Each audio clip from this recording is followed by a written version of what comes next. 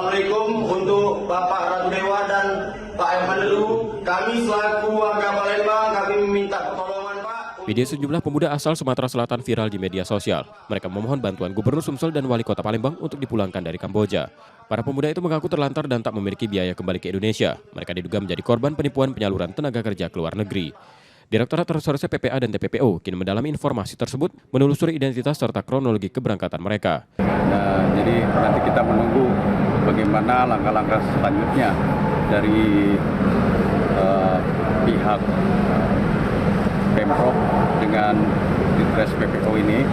Kemungkinan ya ada semacam satuan tugas yang nantinya bisa bersama-sama mungkin seperti itu. Terhadap akun yang memviralkan yang diduga warga Palembang yang ada di mana salah satu negara itu ya.